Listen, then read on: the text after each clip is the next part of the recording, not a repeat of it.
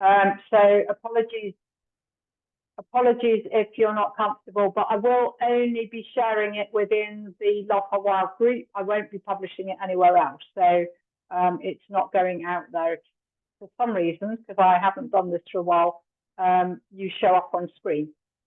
I'm going to run through two things. One, I'm going to concentrate on the computer side of it to start with and talk to you about settings and things that are in there that are of interest. And now I'm going to do something which I didn't know how to do before today, is I'm going to flick to my iPad and show it to you as if you were using it on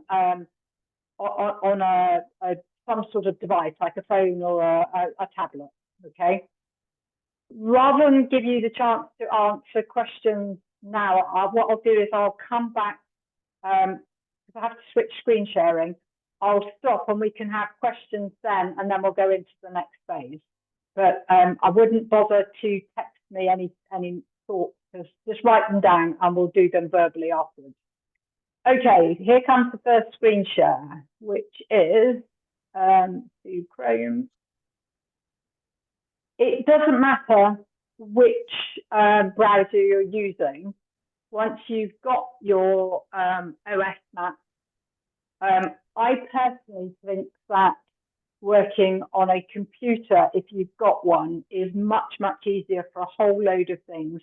And one of the lovely things is that anything that you create as a route will automatically show up in your mobile device when you open it up. So there isn't any worry. The only thing that you can't do is download onto your computer and that show up on your device. So we're going to do computer first, and then we'll go to the device and look at how you download maps to ensure that even if you've got no signal, you can still see your maps. Okay, so firstly, up on the left-hand side of your screen, you should be able to see what I call the it's like the hamburger model, top left 3 lines. That takes you, and I am using my husband's edition of this. That takes you into a really important place to start, which is sorting out what you, the activities and things you're doing and making sure you've got things set up properly. So firstly, let's go into activities. I ignored routes, I'll come back to that in a bit. Here, you can see loads and loads of the activities that I've already sorted, created for myself, or that I've already done. And it gives you the activity type that it has by default. If you do something else, you can choose to use your other one as that. Now, what's really nice, if you go from activities down into preferences, oh, no, I didn't do that. We'll stay in preferences for the moment.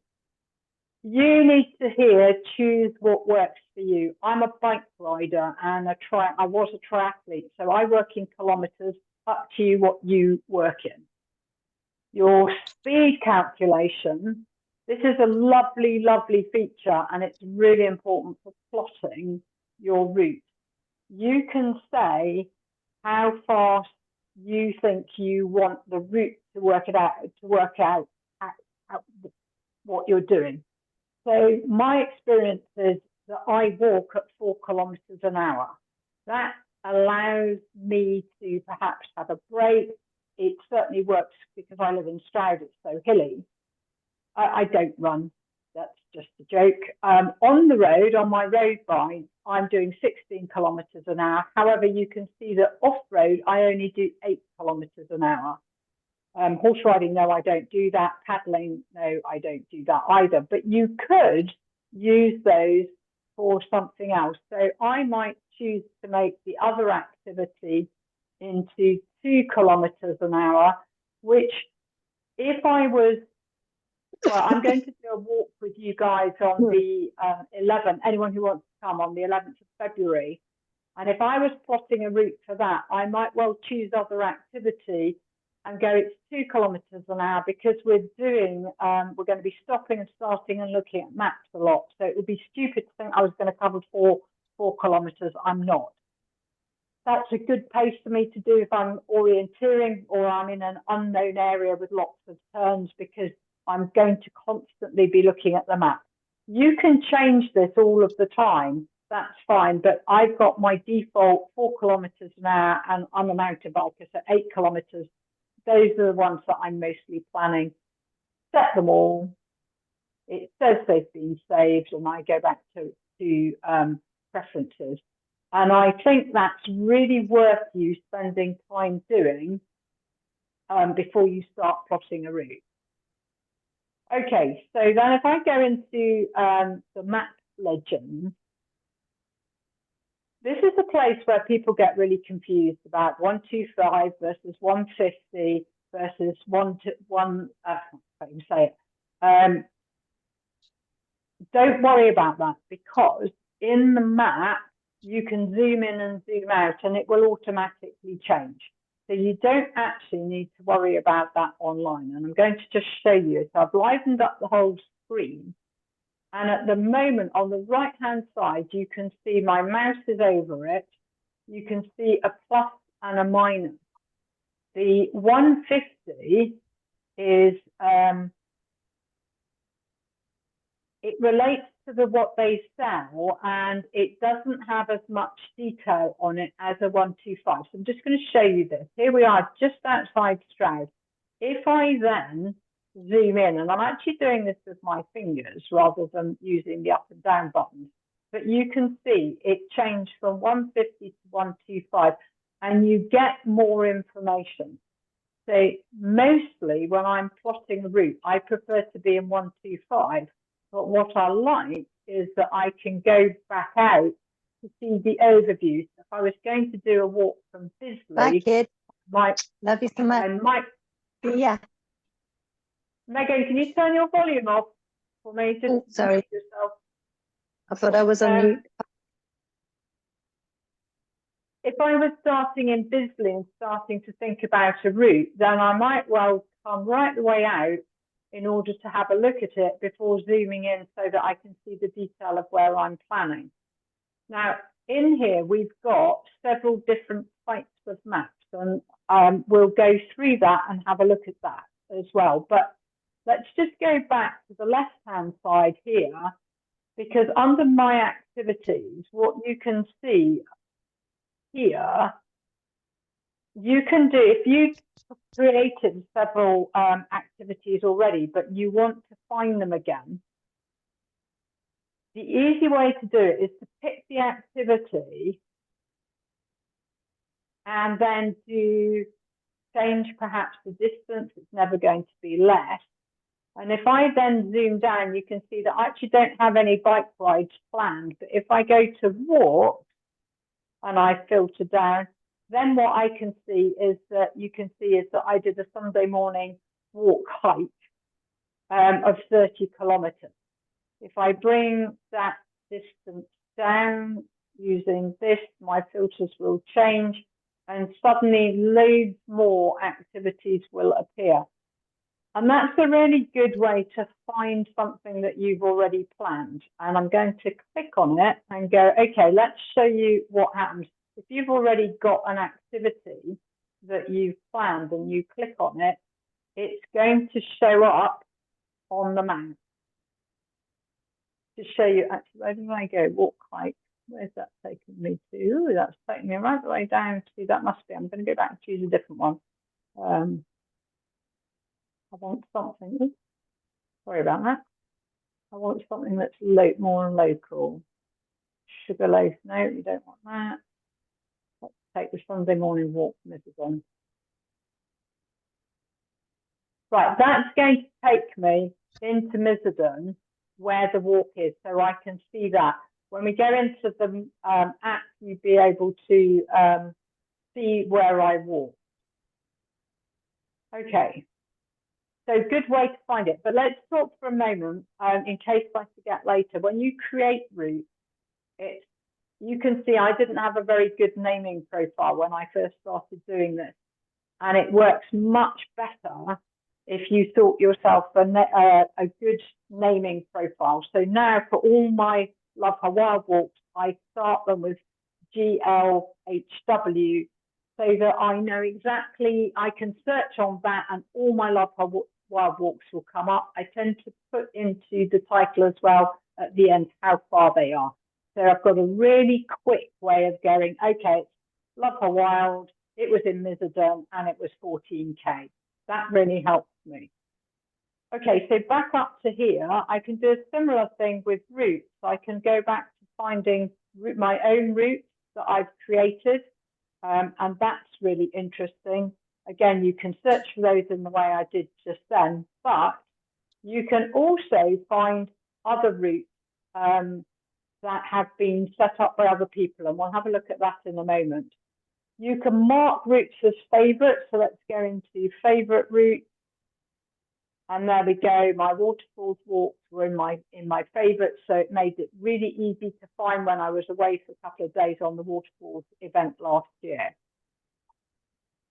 I'm going to come back up though, and I'm going to go to find a route, and you can see there's recommended routes. Now, you can go and find routes created by the AA. If you're thinking about going to a particular area, there are organisations like the AA or Country Living who have created routes, and you can see them.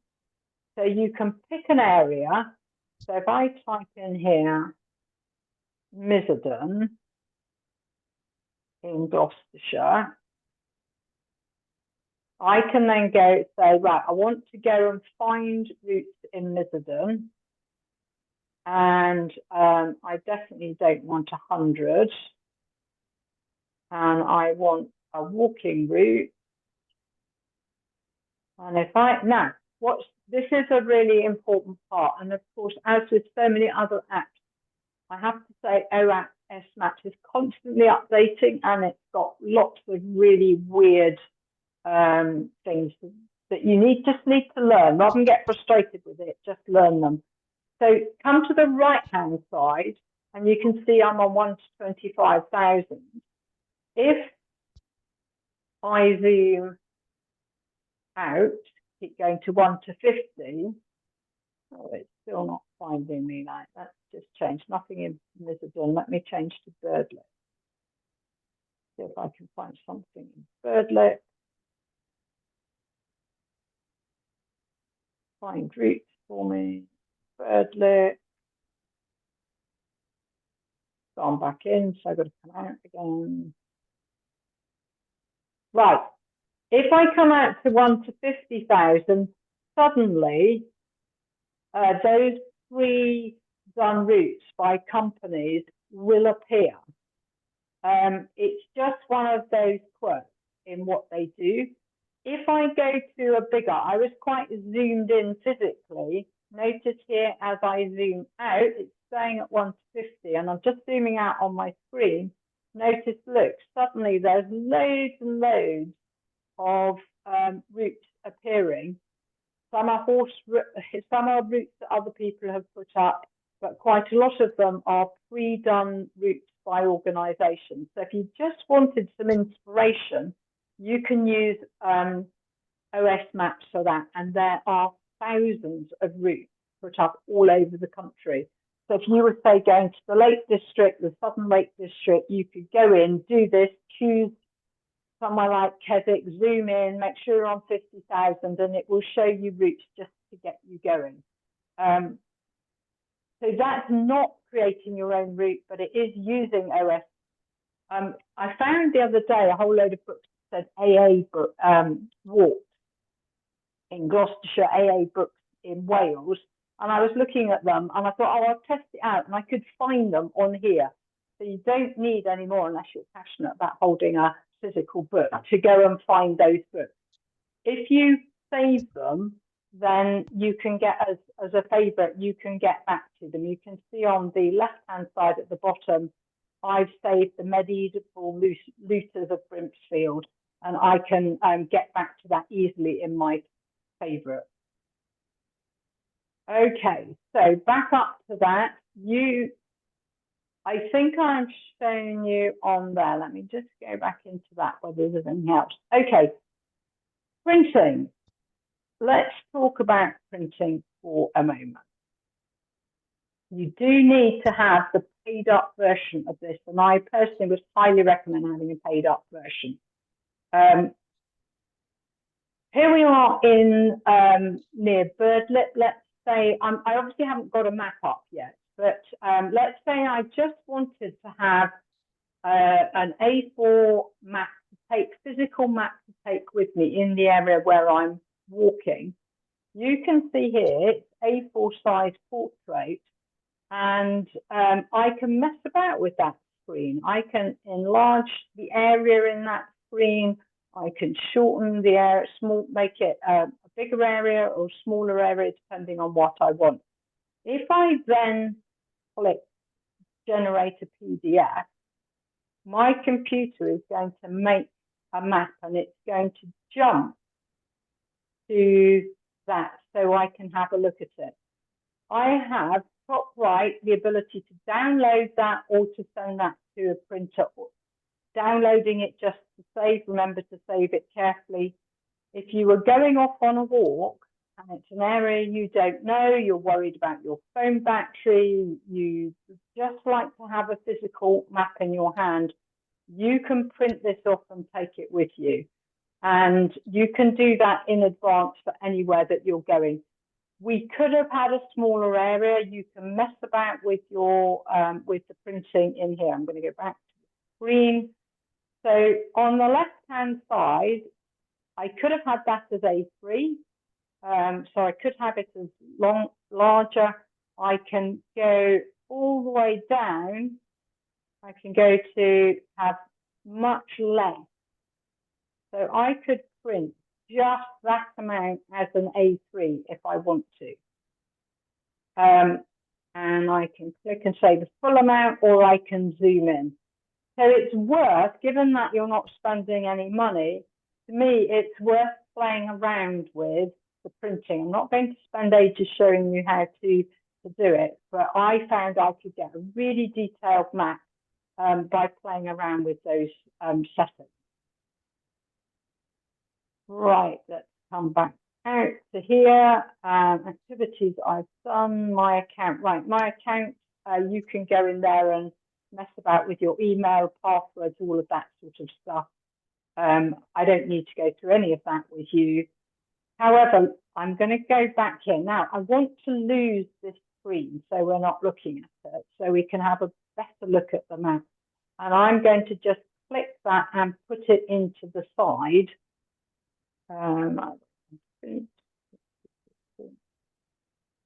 Maybe I have to do open it. Let's come back. Why? Oh, no, push there. Sorry, get rid of that there. Oh, that's interesting. It's not playing ball on that. Boys, I don't want to print it. No. I knew what I was doing.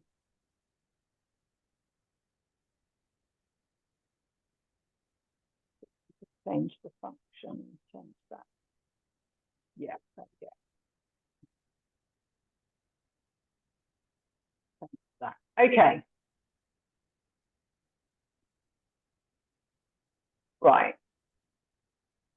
I'm going to show you now how to actually create a route, and I'm going to talk it through, and then we're going to save it, and then I'll come out and answer any of your questions, and then we'll go into the app and have a look at it within the app as if we were out in the field.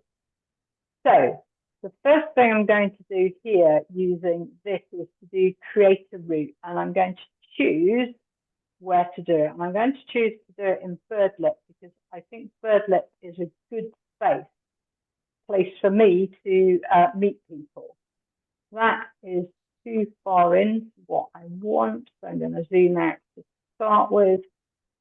And I'm going to talk you through how I am thinking about this. Let's hide that. Right. This is the walk we're going to do on the 11th, anybody who can join me. And it's not going to be a very long route because we're going to spend an awful lot of time stopping, looking at our phones, looking at printed maps, giving people a chance to follow the map. So what I'm interested in is a relatively complicated route. So I'm going to zoom in. Now, when I choose birdlip in my search term, it goes straight to the center of birdlip, but I don't actually want to start there. And I know birdlip reasonably well, and I know that there's a school here.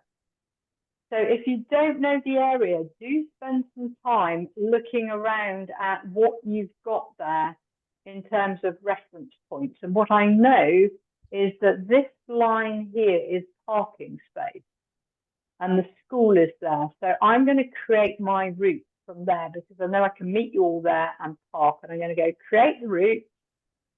Oh, okay, enable snap. Yeah, let's enable that. I'll tell you what that is in just a second. I'm going to hide that. I'm not going to name. Please note, I'm not going to name my route now. I prefer to do it afterwards. Right. The first time I click on a space, it's going to put the start point there. So you can see that I've put it by the school. If you're unhappy with where you put your start point, just undo it and go again. So click again and it's going to put a new start point in there. Now this bar here, where on the right hand side where my cursor is, has some really important things on it. Undo, you'll need undo the whole time. You'll also need to learn about this snap to grid. It's a feature that was available just within the national parks, but in the last few months, they've enabled it everywhere, and it is both brilliant and deeply, deeply annoying. But let's come into style.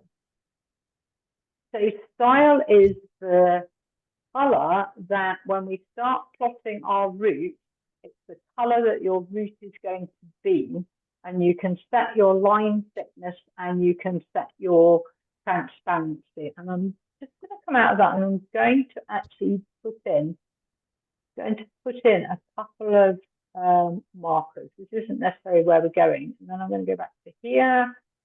Okay, so we could go, you can see it changing immediately on the map. You could go for a really small, thin line. You personally need to choose the color that works for you. And I think it depends on where you are. If you are just in a really remote place, you might find pink shows up best with the pink dot. I don't know why turquoise just works for me. I think that there's less turquoise on the maps generally, and I prefer a thicker line. But what I like is for it to have plenty of transparency.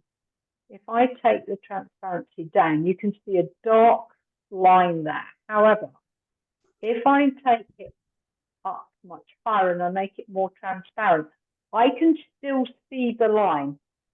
If I plot my routes really accurately, I would want quite a lot of transparency so that I can see the map behind them. If I'm lazy in how I plot my route, my phone is going to constantly be telling me that I'm off the track, which I'm going to find annoying.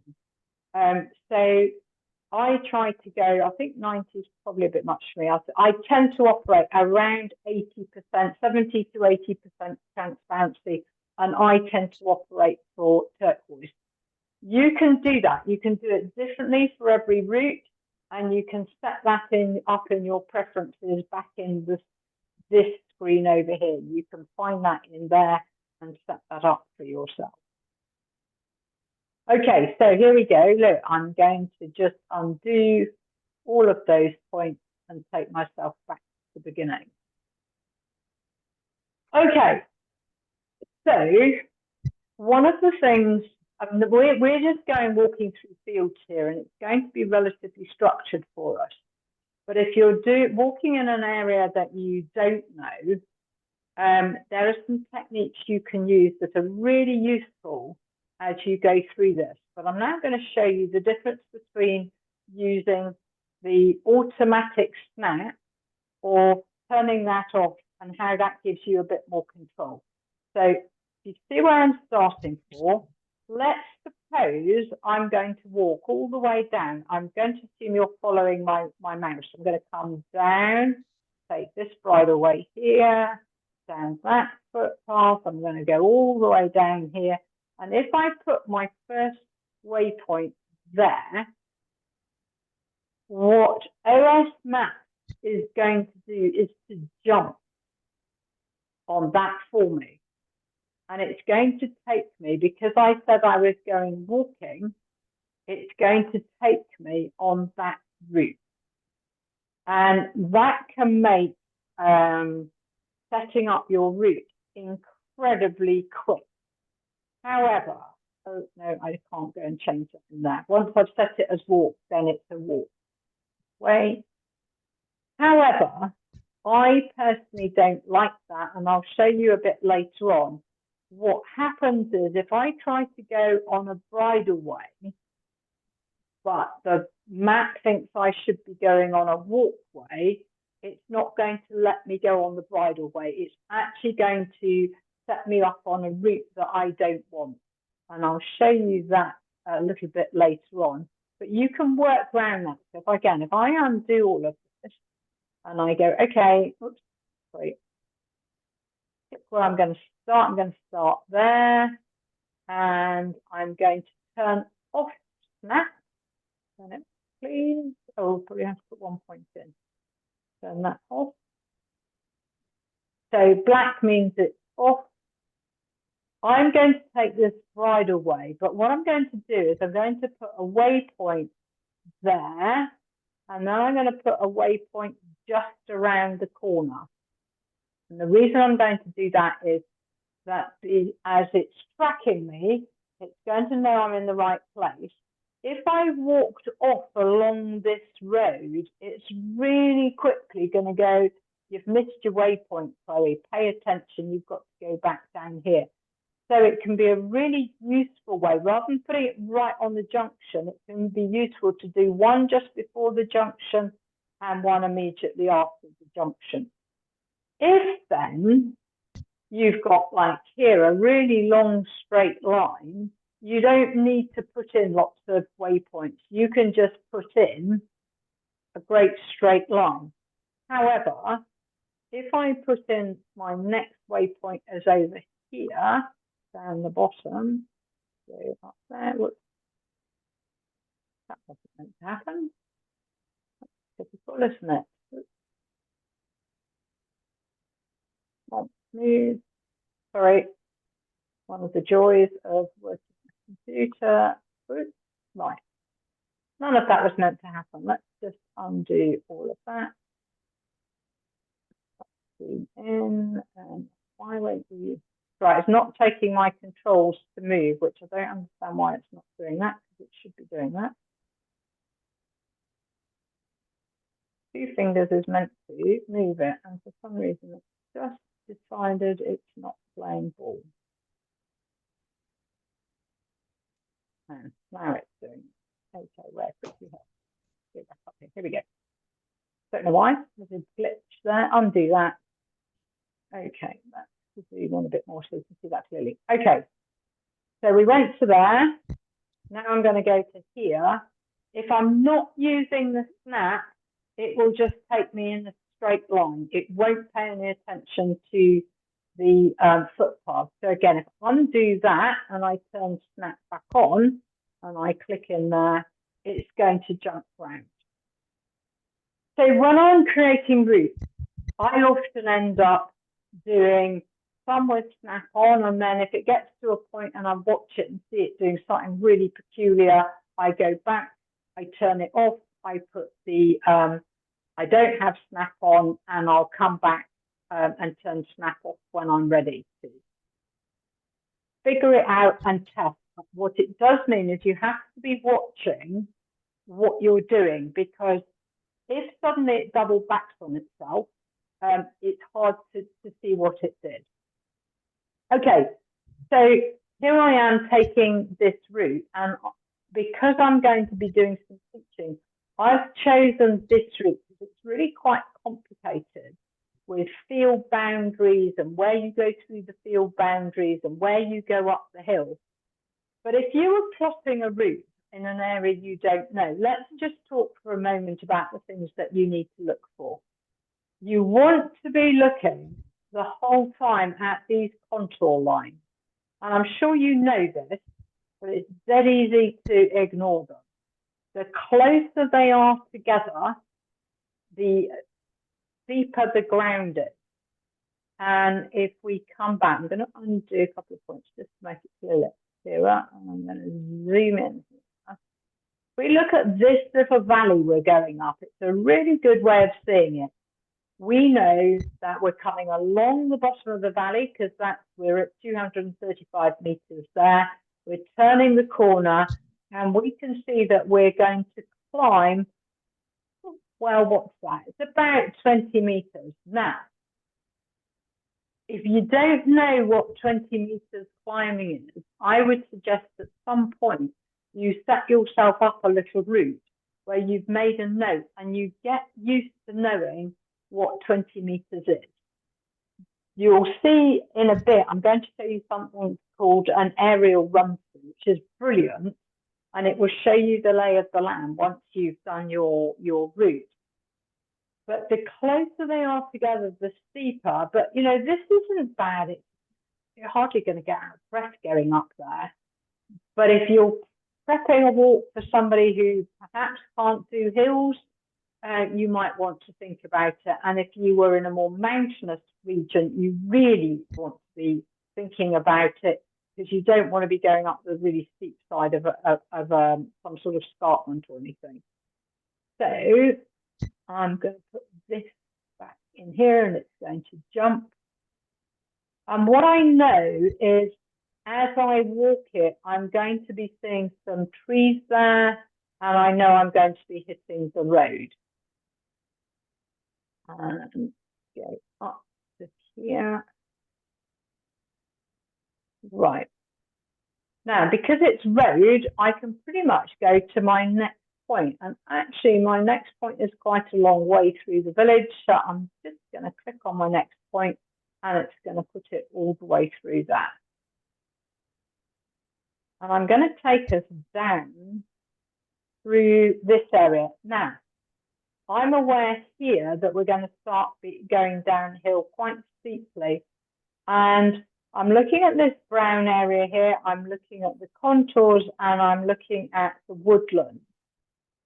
And I'm quite interested in the fact that that is a key point on this walk where I can look for the corner of the woodland as I'm coming down here. This is a field, but I'm not quite sure what I'm going to find when I get to here.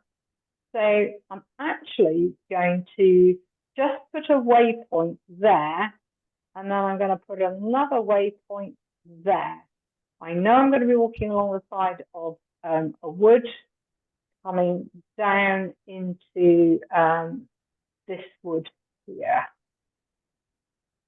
Now at this point, again, plotting the route, I'm going to zoom out because I don't know where I'm going to go next, whether I want to go further down that route or whether I want to come across.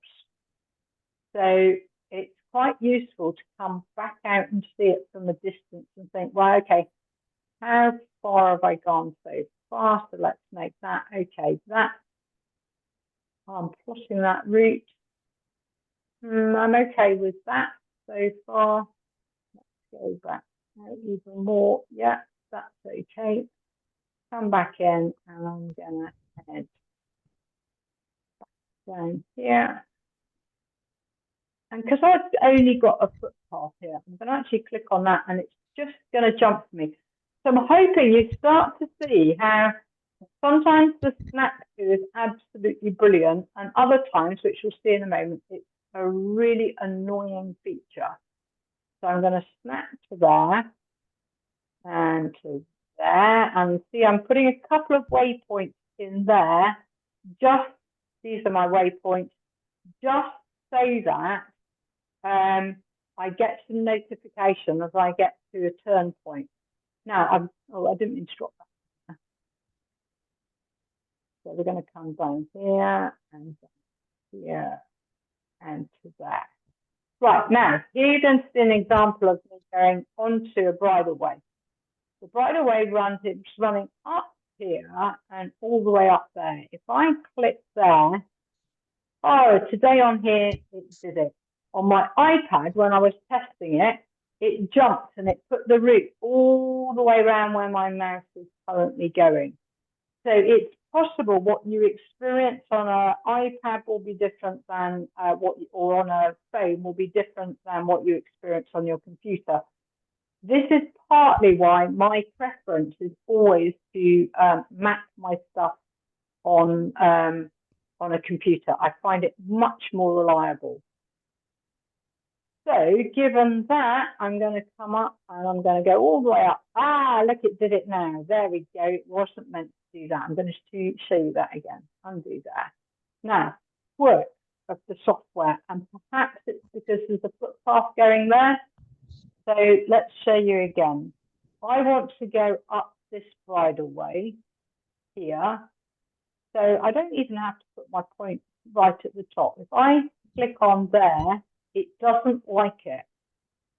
And if I didn't notice that, and I went all the way up here, it's going to do that, which I really don't want. So having spotted that, I undo, I unsnap it, unsnap so it's gone black again. And now I'm going to do a few. Right, let's put snap back on. And is it going to take me? No, it's still determined that I'm going to go back that way. So actually, I'm going to unsnap that and I'm going to go all the way up to here. Oh, I'm having fun with my fingers again. Right, I'm just trying to pull it down, but it doesn't always do what I want with my fingers. I don't know why. I think maybe they're a bit hot. There we go. Right, we're heading back to home now. So I'm going to come all the way through here. And there we go. Look, I've forgotten to put the snap back on. So as we walked along this bridleway, it would start to scream at me that I'm off route. I'm going to undo that and put snap back on, just so I don't get that feature. And I'm on there. And then I'm going to come back to here. Back to here, back to there, and back home. Okay. So I've now plotted my route. What I'm interested in is I don't actually have my sorry, I'm hesitating because I don't have my thing that enables me to save it, and I wonder why that's not showing. I should have a way of sorry. I should have a way of saving that. It's interesting that that's not showing up. Let's talk about this for a moment. It keeps giving me a drop pin, which I don't want. These are all waypoint markers, and you can give them a name if you want to. You can put information in there. But I should have a way of saying, right, I'm done. And I'm not sure why I'm not getting that. Let's get out here, pull it out. There we go. Okay. Now, you can see, if you were wondering how you would know how far you were going, if you had had this out, you would have been able to see how far the route is. And because I've said that I walk at 4 kilometers an hour, you can see it's going to tell me how long it takes. I don't like, personally, how much that keeps up my screen when I'm plotting my route. So I can hide it and bring it out depending on whether I want to see how far I've gone. Now, remember what I said about naming my route. So I'm going to say that Gloucestershire, Love Her, Wild, Birdlip, OS, Walk. And I'm going to call it I'm going to call it 10K. That will help me find it. You can do a route description here if you want to as well. Personally, I'm not too bothered, but I think if I was going off to somewhere I didn't know, heading off into Wales, I might well do that. And I certainly would think about it if I was preparing routes way ahead, so I could come back and think, why did I think that would be a nice route to take? Now, this is really interesting that if you click it here and you say anyone with a link, for me, this is a safety issue. If I was going off to do a walk, I'm not worried locally about going off to do walks because I'm never far from the road. But if I was going off to do a big mountain bike route, I would send my daughter this link so that she could follow that link and see what route I'm on. My husband, because we share an OS account, I can tell him the name that I've given the walk, and if there's any problem, he can get in there and he can see where I've gone, and he can work out full path where I am. Again, I can give it a rating. I think it's a pretty easy walk. We don't need to worry about it. But this is really interesting.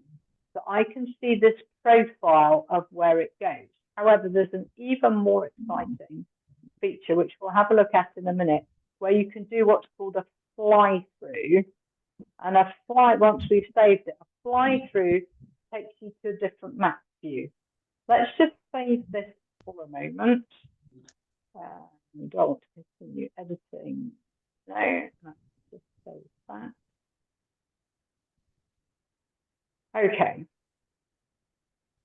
So you can see my route on the right-hand side of the screen. It's nice and pale, so you can see the path through it. You can easily see whether you're on a bridleway or not.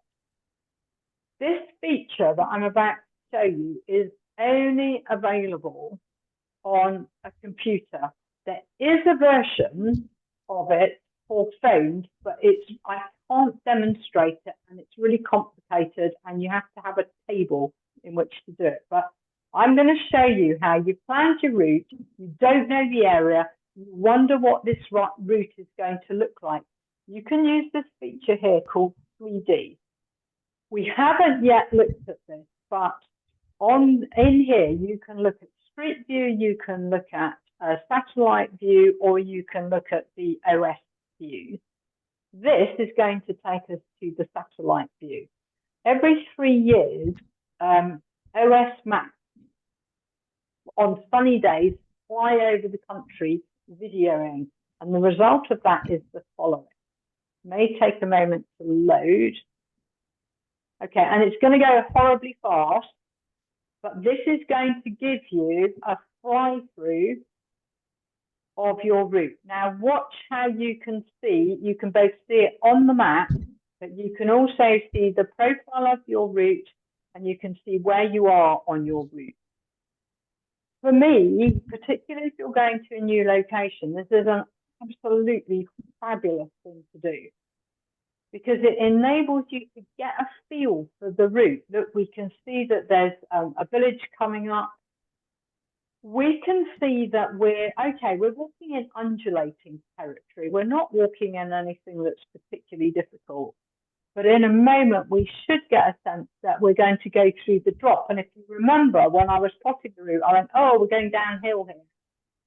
So here we are past those 2 fields, and there was a brown area. And I said, I don't really know what's going to be there. Well, look, it's just fields until I come to the corner of that wood. And then I'm going down the side of that wood and into the woods and down quite a sharp right angle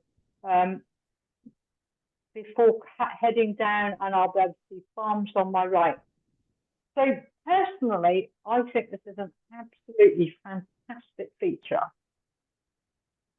And I'm just going to let you watch it all the way through. And I'm going to shut up until it gets to the end.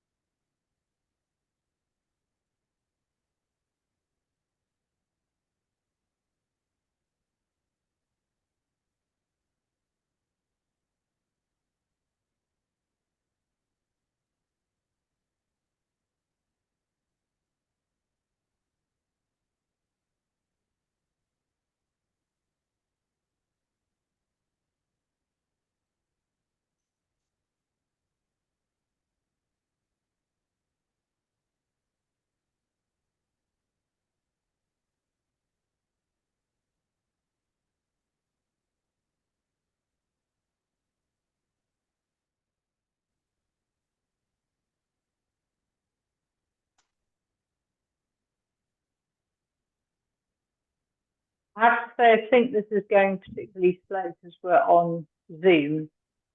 Usually it goes so fast, I run it a couple of times. So, and I haven't changed any settings. So I think this is probably just because we're using Zoom. But it's great to see that overview of the whole thing. Okay, and you can see your finish point, start and finish point. And you can see we're very much up high. Okay, let's come out of that.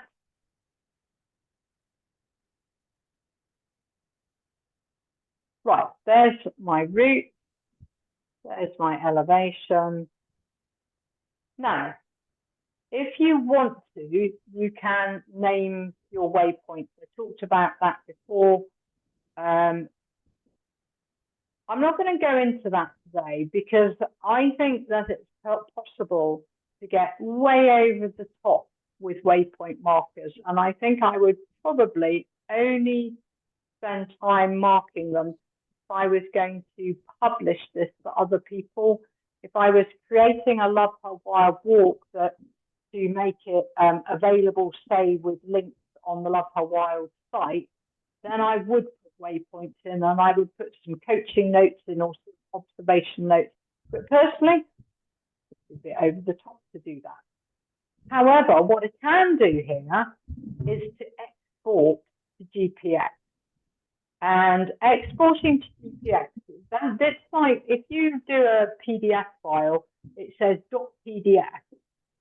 This is the same idea. It's .gps, and it's a file that can be imported by other people into their own version of OS. Personally, I find it easier if I've created it in OS and I want to share it with other people with OS, it's better to send them the link. But if somebody has done a route in a different sort of software like Commute, which we're looking at next month, they could export a GPS, they could send it to you and you could upload it, or you could export this route and send it to somebody who's using Commute and they can upload it. So that is how we share our route. It's not always possible to edit the route, but it does give you the whole route. Now we could go, oh, okay, all right, not happy with that route. I'm just going to modify it. And I can go back in to the route and I can start to modify it. So I click edit and I could say, actually, I want it to be a mountain bike route. Now you can see that it's gone down to 1 hour and 35. It's the same length. But it's changed those stats. I'm going to go back to walking it. I can come down here and I can go, actually, I want that to be private. If I make it public, it will save it on and make it available to absolutely anybody who's looking for routes. So they will be able to see my route, which I don't like. So I'll just keep it available to anybody. And now, I can come back in here and I can make significant changes. So let's go back into, I'm going to hide this so I've got a bit more map space. And I'm going to say, actually, I want to, I'm not very happy with that. I want to go down here. No, actually, it's not a good one to edit, is it? Let's do that. Let's come back up here. Let's take this one and go, whoops, click on the point and I should be able to drag it. So I'm going to drag that all the way down here. Drop it there. And then I'm going to click on here on the route and see it puts in another marker. And then I'm going to pick that one up and I'm going to bring it down here and hopefully it will move the whole line. Yep, it did that. So I can move these points around, and if you suddenly think, oh, I don't have enough markers in, I haven't put in a way mark, tell me where to turn up. I could just click on an X the point in here, and it will drop me another point in there. Now, what I did there, let's have a look at this, is I want to show you how to just put in a description. So I actually just double click on that waypoint. It gives me the, you guys, I'm going to move the map over to do that. I can give it a title. Let's call it Cordon Green.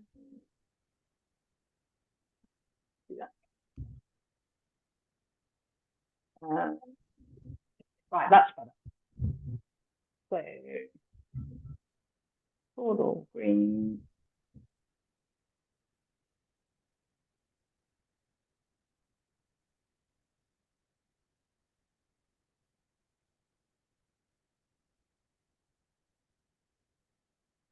Actually, I'm changing my mind on this. I personally, if I was going to get rid of this is a grid reference. I'm actually going to copy that, and I'm going to stick that into here.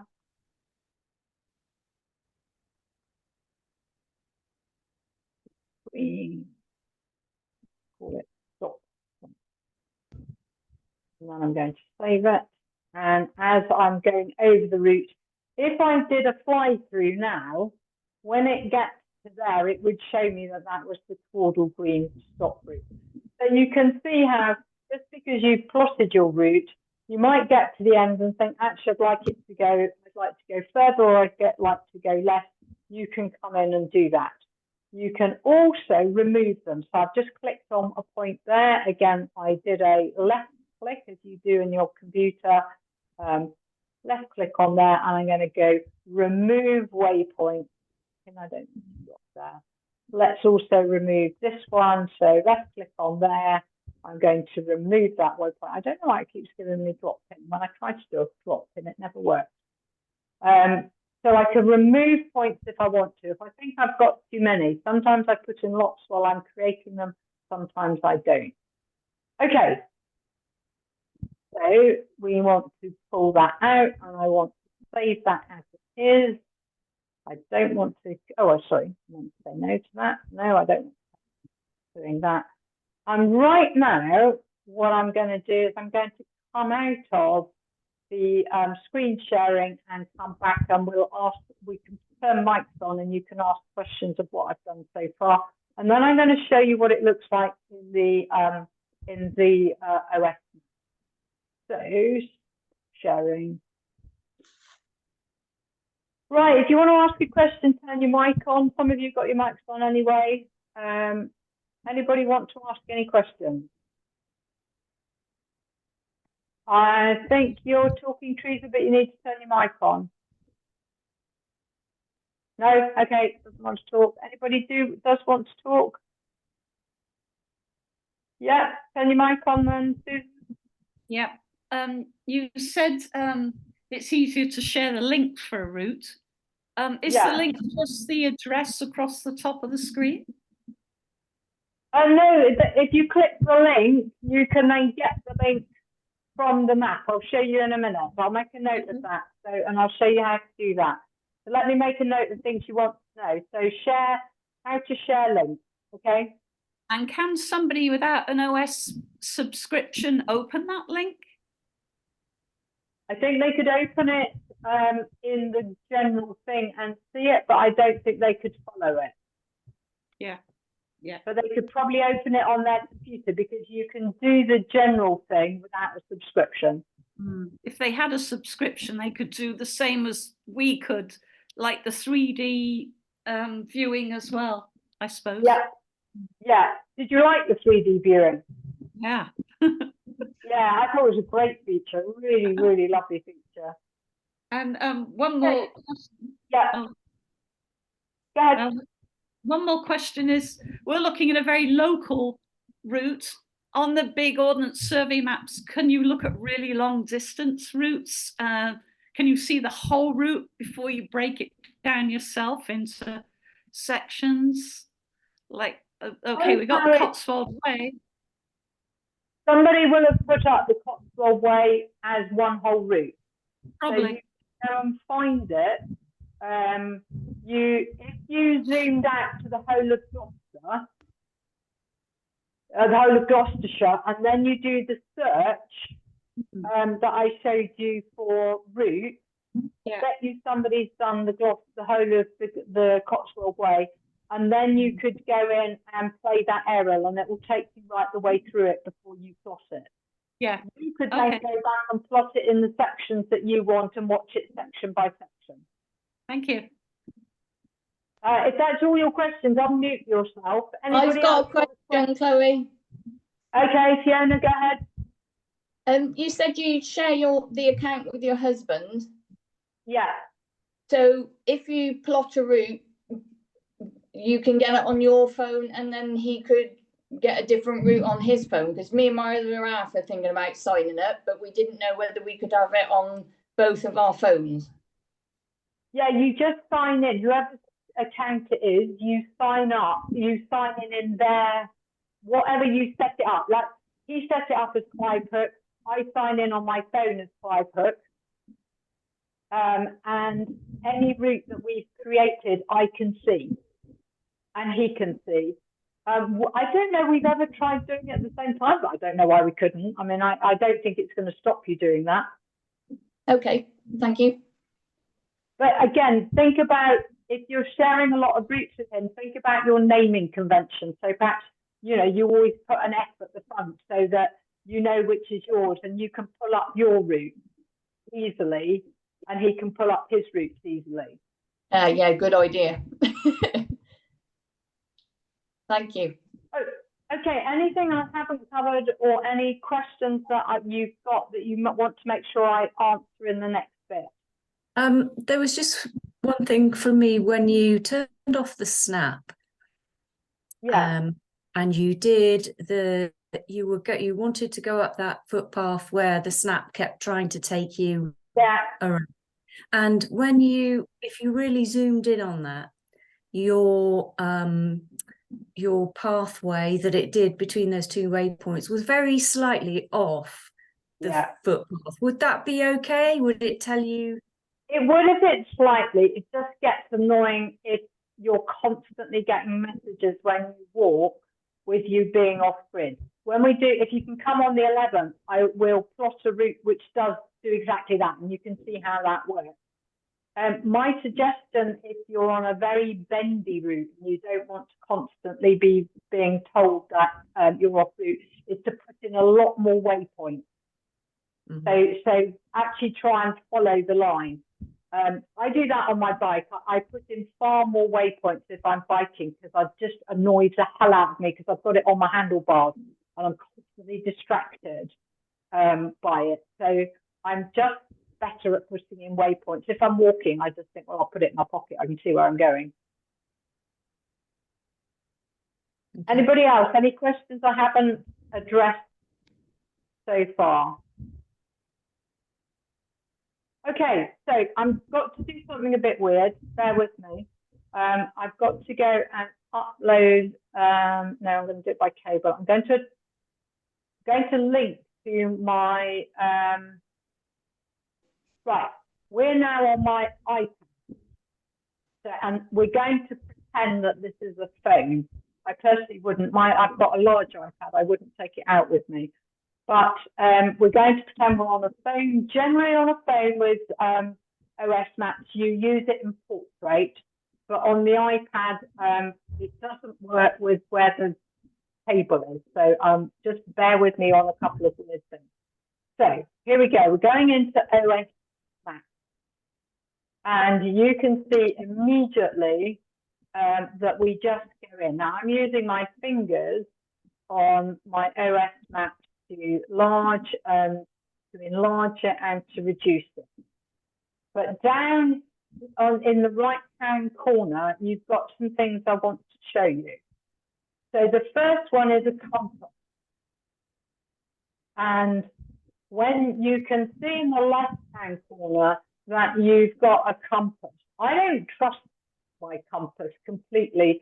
So on this, fine when I'm out and about in round Stroud, but if I was in the mountains, I would take a proper compass with me. I just find it. I was up Fanny Big a few weeks ago with Rachel, and we were messing about with it. And to me, it was off too many degrees. And in the mountains, it would make me feel very uncomfortable. Locally, it's just fine. It's ballpark enough to help me understand where I am. But that, you can have it when you're walking. And again, I can't show you while we're doing this. I have to show in the field. You can make it that the map is pointing north, or that it shows you on your phone north. But that's too weird to explain here today. Now, so that's the compass on the right-hand side. But of course, it always points to the top of the map, which is brilliant. Now, the little button underneath that, which is like a circle with a point in the middle, this is just the most fantastic feature. I'm about to click it, and it's going to move the map. So be ready? It takes you to where you are, and it shows you where you are with a red arrow. See, I'm zooming in. This is me, ballpark in my house in Stroud tonight. And this is such a fab feature. If you've walked for 20 minutes and you want to know exactly where you are, you use that and it will show you whether you're en route, off route, exactly where you are. And coming back out, I love the iPad, you're just using your fingers. And I'm going to go back, actually, no, I'll do that. Right, next, ignore the 2 dots and the squiggly lines for a moment and go to the layers. This is going to show us the sorts of maps we've got, and it's easier to show you here than it was to show you in the computer. Right now, because I'm a premium member, I see premium topo, and this is why people should spend the money on the map. Let's show you what standard looks like. This is what anybody might be able to see who doesn't have, if they've got the app but they haven't gone for a subscription, they can do this. Now, that's pretty good if you're in town. You know, if I was in town, here I am zooming in, it shows I live in Castle Street, it's showing me exactly where I am, and I can see enough. But if I want to go for a walk, let's say I want to go to Swift Hill, it becomes much harder to see good quality footpaths. So for urban areas, just great, but for creating walks, not so good. Go back to here, and that show you the aerial. This again, when you're creating a map, it can be really great to zoom in, but you do have to remember it's not live. This isn't like watching it live in Google, or even Google's not up to date. But look, if I zoom in here, it's pretty much got me in my house. I can see my veggie garden, not bad. But if I was out plotting, if I was plotting a route, or if I was out, this can be quite useful to, in order to see what's there. You can plot routes with you. I prefer not to, but that's totally up to you. Now, let's go to some of these others. Let's go to green spaces.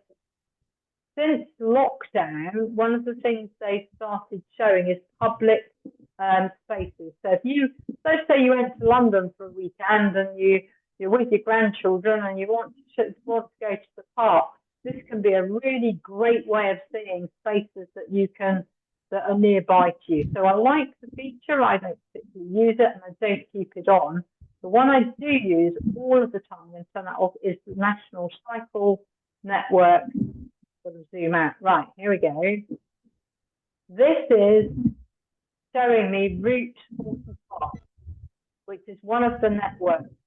If I went through Wales, where there are loads of them, it stays on, and I can leave that feature. You can see another one coming in on blue there.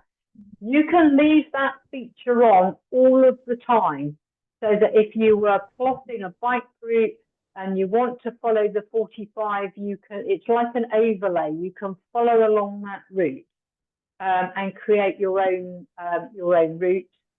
Let's take that off for the moment. I quite often keep it on. If you if you're going off to the Lake District or you're going to say Yorkshire, it's worth having the national park pathways on. It will show you the main route.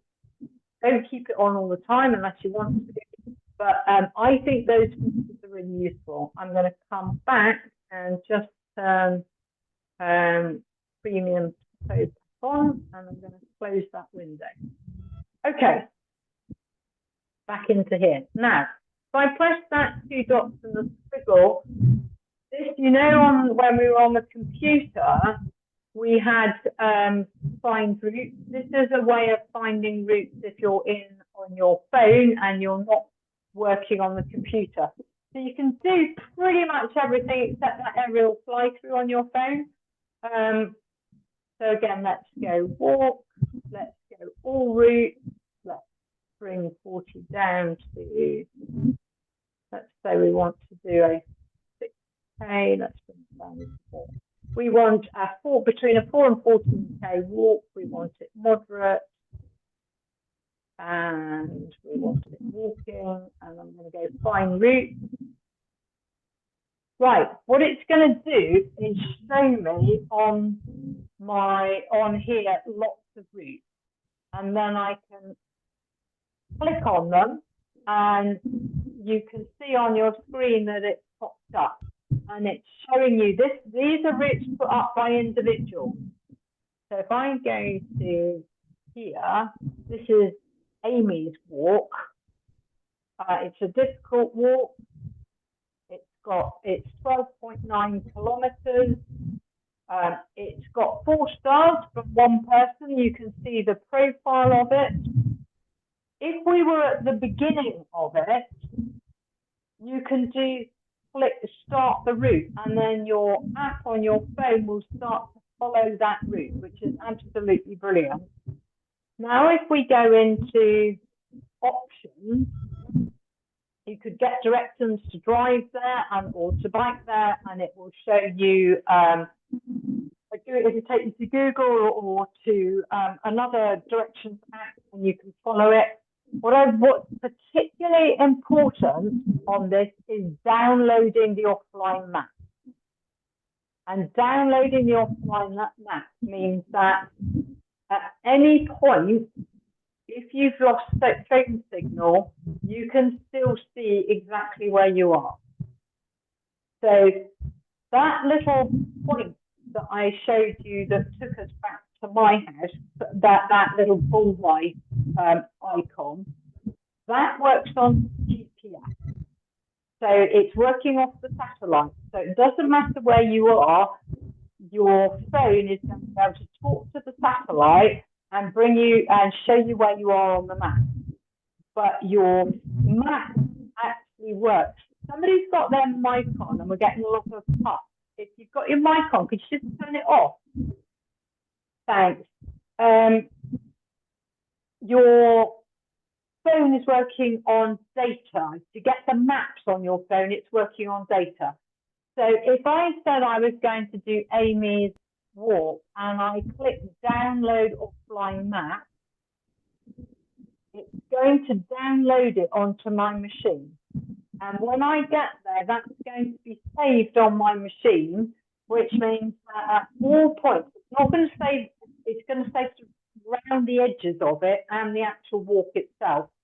So if I was out, let's see where we're going. We're going from Round Elm and we're going through Ferrisport Farm.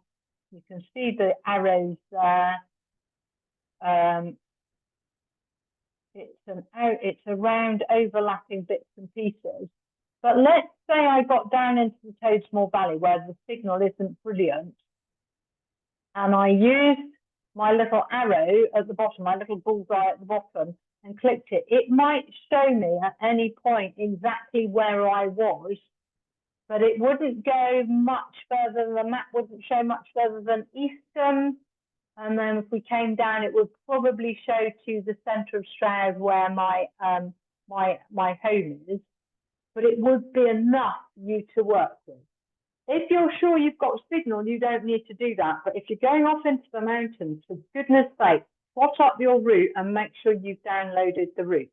You can and I've got it, go to the whole of Gloucestershire on my phone. I go and I search Gloucestershire, and then I go into this function and I download the whole of Gloucestershire, so that wherever I am, I've got that map on my phone, and I seriously recommend doing that. Okay, all I did there was to tap on the anywhere on the map to bring everything back up. Is there anything else in? Okay, so we've got the export function there. You can send it or you could share it. Let's try that now. I'm going to click on share, and it's up pops a window, and I can just copy the link and I can go to my email and do it. Go back to see what else I could do there.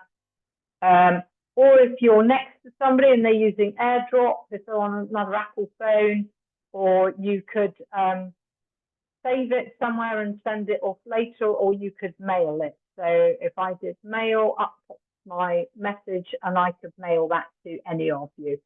So you can do that within the function of the app, and which makes it really useful. And again, you get to the start of a walk, you've forgotten to tell friends where you're going or somebody where you're going. Really easy way, if they've got OS, is to say, hi, I'm off on this walk. I'll let you know when I'm back. And it is a really good safety thing if you're going off on your own. Okay, and if we were at the start, we would just click route, start route, and off we go. Okay, I've come out of that. I'm going back. I click the top left, and I'm going back into all of these elements. So I found routes there, but actually what I want to do now is I want to go and find the route that I created earlier. So if you come down the list on the left, I'm going to go to route. If I click into route, there's my route, and there's my Gloucestershire Lover Wild Birdlet OS Walk 10K. And if I click into that, there's my route that I set up. And I can zoom in and see it. Now, if I go to options this time, same thing, I can download the offline route. So that's going to download that onto my computer. And is there anything else that I want to do? No, tabletop. Tabletop, I'll show you if you can come along in person. I'm happy with that. That's all good. I'm happy with my profile. That's all good. I'm going to mark it as a favorite. And then I'm going to come out of it. Okay. Just to get rid of, because you can't see where I went. In fact, I had all those maps on. Oh, that's there, find route. Those, I turned them off. Can you see on the bottom right-hand corner, the two dots and a squiggly arrow between them have gone red? If I turn that off, it disappears. So that's how I turned those off. I don't really want those there. Now, let's suppose you can search for a location. So today I was in Park End in the Forest of Dean. I can search for my location. I can click Park End. It's going to take me straight over to there. Now, supposing I'm sitting here in Stroud and I think, right, okay, I want to plot a new route in Park End. I could do that straight on my phone, or perhaps I'm over there and I haven't got my laptop with me. I can do that from here. And it says, get directions, plot a new route, share. I am not going to plot a new route from there. I'm going to close and go back. I'm going to click. So I did two things.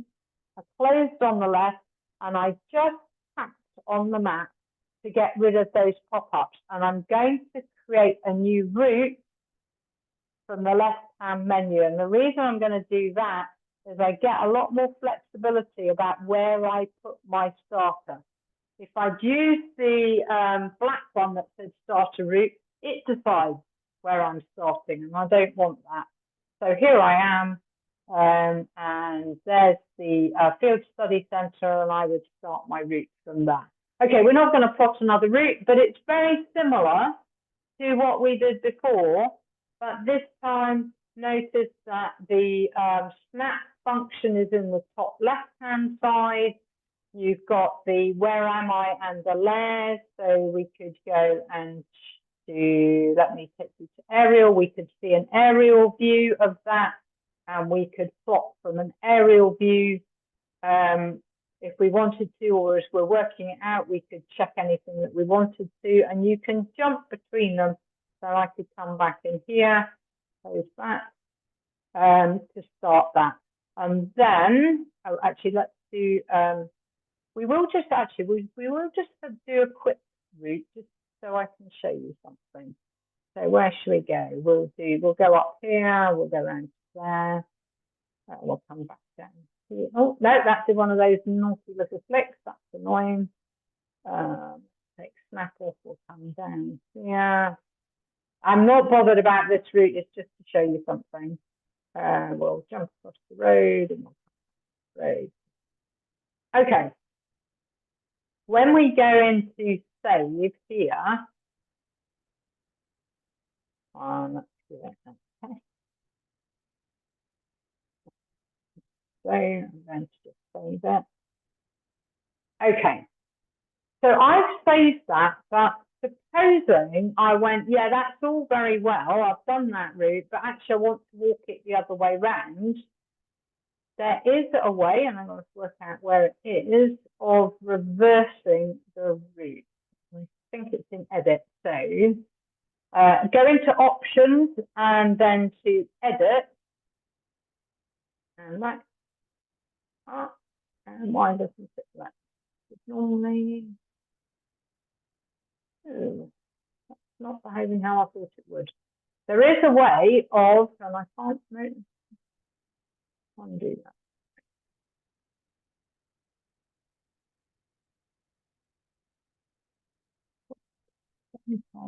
I don't actually know what. I think it's top left-hand corner, up by snap. Oh yeah, okay, let's see if it does it there, because it doesn't somewhere else, it does it here, but thanks for that. Let's just try reverse. Did it? Yeah, it did it, didn't it?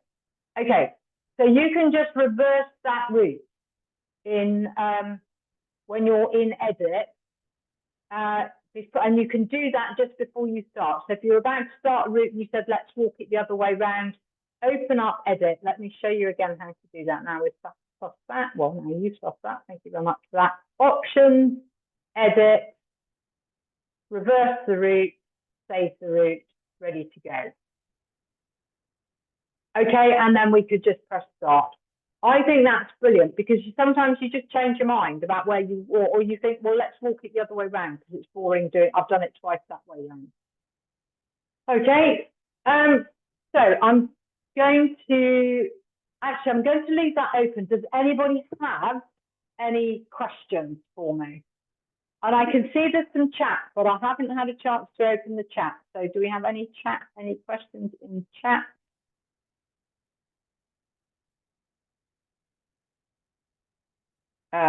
Meeting started. So Debbie, it doesn't work if you share it on Messenger, but it seems to work if you share it on WhatsApp.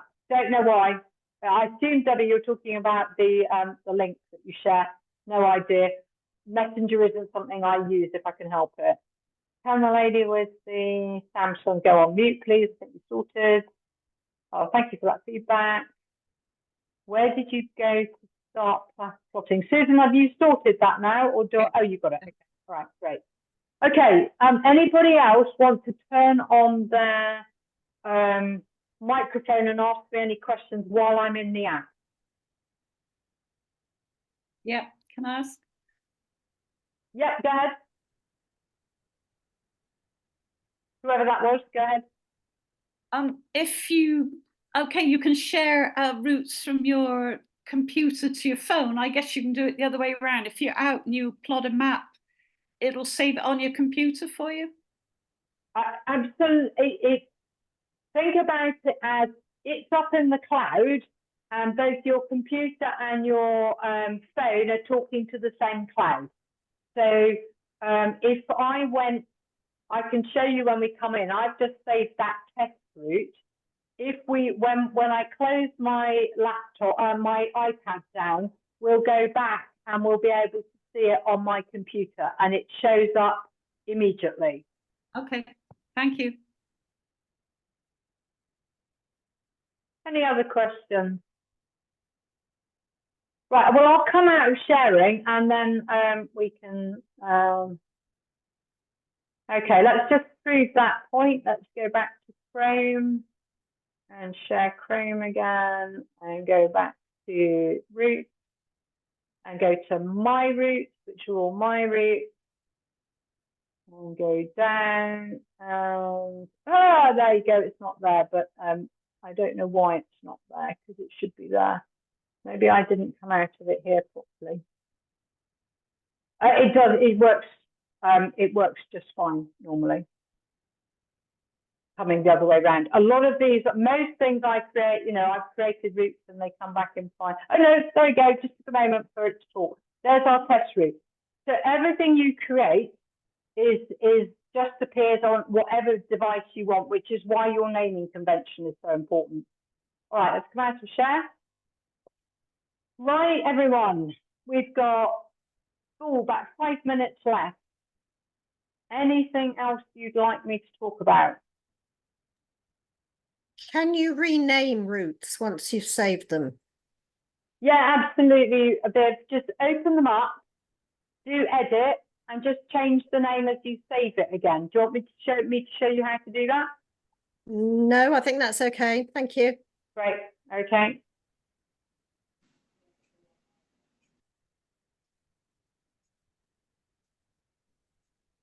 Well, I think maybe we're done. Not related to this, but Okay. where is the central place to look for what's going on? Is it Facebook events? Is that the place to look? Okay. Would you like a quick demo of that? Of where to find, yeah, everything that's happening in Gloucestershire. Okay. All right. Let me just say to everybody, if you're done, that sounds like we're done on Glhw-Os-Maps. Thank you very much for coming along. I'm actually going to go back onto my iPad in a moment and I'm going to show you, anybody who wants to, just how to maneuver around Facebook, just for a couple of minutes. But thanks for coming. Don't feel you have to say bye, just sign off. I really appreciate you showing up. Okay, so I'm just going to share my screen again, via cable, share that. What screen sharing is forward. Here we go. Okay, right, come out of that. We're going to Facebook. Now, part of the problem, okay, in Facebook is that it's different on every single machine. Every single, you know, iPhone's different to iPad. So I'm just going to show you what I do. And then you've got to go and figure out. Once I'd learned it, was really easy. So bottom right where it says notifications, to the right of that is menu. So I go there and then I go to groups and then I go into Gloucestershire Love Hawa, which I've got pegged. So it's easy for me to find. And what you want is the event calendar. Ah. Okay. And that's where we post everything. So if we went into tonight, it's not yet disappeared. I go in there, you're seeing my view. So it is a bit weird because I'm the editor of this. Actually, let's go back to another one that I'm not editor. Let's go Freewheeling Friday. Okay, posted by Rachel. And she would then say what to expect. And one of the things that's really important is to look for the see more. So you read the whole description that's there. We are increasingly ignoring people saying that they're going on Facebook. We tend to now put up a WhatsApp link and get you to go into WhatsApp. We're finding that when you join a group in WhatsApp, we can talk to you and it's much easier for you to let us know if you can't come or if you've got a question or to chat to other people. So that's where all the information is. and you can just scroll through. You can see past events, but sometimes if you're on a phone, you might only see 3 of these, but then you'll see a button that says load more, and it will keep loading till you've seen everything. But it just will only show the first few. Does that help? Yes, thank you. And how do I find, because I'm very intrigued by your walk on the 11th, where you say we might cover more of this reading the map stuff. Oh, I haven't posted it yet. I will post an event. Right, I didn't know if it was full already. No, Okay. not at all. No, the difficulty is I would prefer people who've done this. Yes. I don't want to start over again, but I would take somebody who's using Glhw-Os-Maps who just wants to learn more. Yeah. I will post it now that we've done this. I'll post it up. It's going to be pretty much where we navigated today. Oh, cool. Okay, that'd be great. So that route that we did, I'll probably just clean it up a bit, and then I will also put into the event the link for that, so you can get it up on your own phones and you're ready to go. Oh, right, sounds good. It's going to be a really practical session, and I am not going to be the one who's leading it. It will be right. Hand it over to Susan. You're going to do the next bit. Wow. And I don't care. You know, one of the things to get, and I think it's a really valuable thing that Love Her Wild brings to the table, is we're all women. It's okay to make mistakes, and it's going to be better to be all together making a mistake. You're going to learn much, much quicker if you're doing it and making a mistake than if you're just following me. Yeah, I'd agree. Thank you. So, you know, and I know it's horrid and it can feel a bit frightening, but, you know, I've spent my life in teaching, and I think having a go is really the best way to go in a supportive environment. Looking forward to it. Oh, I really want to. Oh, yeah, really exciting. Right, well, I hope lots of you can make. Oh, I'm sorry, I'm going back again. Where's the calendar? I can't see it there on the app again. The calendar? Yeah, where's the calendar? It's events. You're looking for a tab called events. Okay, we don't have that on the iPhone though, do we? Yeah, we do. Okay, on the iPhone. Here you go. On the iPhone, are you in? Oh, let me do it on this one. I'm just gonna talk you through it on the iPhone. So, are you in the Gloucestershire Love Her Wild group? Yeah. Yeah. Okay. All right. Let me get there. Top right-hand corner. Yeah. Have you got your little that hamburger model? So top right-hand corner, click on that, and it should give you events. Yep, got it. There's a picture. Then this is what I mean. That's not what it looks like on an iPad, but it's what it looks like on a phone. It doesn't look like that on a Galaxy apparently, but I don't have a Galaxy to learn how to do it. That's great.